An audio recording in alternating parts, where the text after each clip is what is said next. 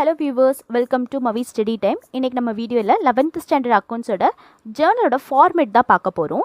Journal வந்து இந்த ஃபார்மேட்ல தான் நம்ம வந்து போடணும்.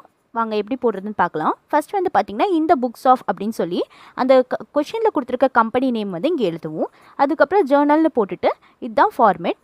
ஜர்னலை பொறுத்தவரையும் பாத்தீங்கன்னா நம்ம சிங்கிள் பேஜா தான் யூஸ் பண்ணுவோம். அக்கவுண்ட்ஸ்ல வந்து பாத்தீங்கன்னா சிங்கிள் பேஜ் டபுள் பேஜ் வந்து யூஸ் பண்ணுவோம். இப்போ ஜர்னல் வந்து நமக்கு சிங்கிள் பேஜா தான் போட போறோம். லெட்ஜர் தான் நம்ம டபுள் பேஜா யூஸ் பண்ணுவோம். இப்போ ஃபர்ஸ்ட் வந்து பாத்தீங்கன்னா டேட்னு ஒரு காலம் ஓபன் பண்ணுவோம்.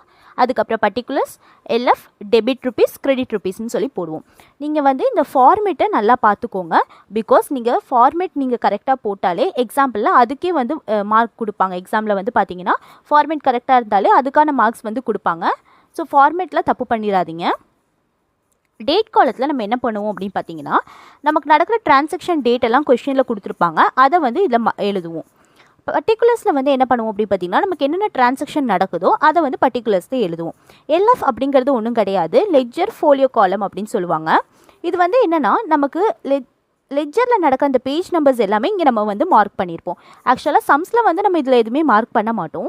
இப்போ கம்பெனிஸ்ல எல்லாம் இந்த மாதிரி யூஸ் பண்ணுறாங்க பார்த்தீங்களா, அப்போ வந்து அவங்க மார்க் பண்ணியிருப்பாங்க. ஏன்னு பார்த்தீங்கன்னா நம்ம ஆடிட்டர் வந்து கிராஸ் வெரிஃபிகேஷன்லாம் பண்ணுறதுக்கு அவங்களுக்கு வந்து ஈஸியாக இருக்கும். டெபிட் காலத்தில் டெபிட்டில் போட்ட என்ட்ரியோட அமௌண்ட் எல்லாம் டெபிட் காலத்தில் போடுவோம். கிரெடிட் காலத்தில் டிரான்சாக்ஷன் கிரெடிட்டில் எழுதியிருப்போம் பார்த்தீங்களா, அதோட அமௌண்ட் எல்லாம் கிரெடிட்டில் வந்து போடுவோம். கடைசியாக நம்ம என்ன போடுவோம் அப்படின்னு பார்த்தீங்கன்னா நரேஷன் அப்படிங்கிறத ஒன்று எழுதுவோம். நரேஷனுங்கிறது எதுக்கு எழுதுகிறோம் பார்த்தீங்கன்னா இப்போ நமக்கு என்ன டிரான்சாக்ஷன் நடந்திருக்கு அப்படின்னு நமக்கு தெரியணும் இல்லையா. ஒரு டைம் நம்ம எடுத்து பார்க்குறப்போ இந்த டிரான்சாக்ஷன் நடந்திருக்கனால தான் நம்ம இந்த என்ட்ரி போட்டிருக்கோம் அப்படின்னு நமக்கு புரியணும் இல்லையா. ஸோ அது புரியறதுக்காக ஷார்ட்டாக நமக்கு புரிகிற மாதிரி நரேஷன் அப்படிங்கிறது ஒன்று எழுதுவோம். இதுதான் format of journal entry. So format நல்லா பார்த்துக்கோங்க. இதை வச்சு நெக்ஸ்ட் வீடியோஸில் நம்ம சம்ஸ் எல்லாமே பார்க்கலாம். தேங்க்யூ.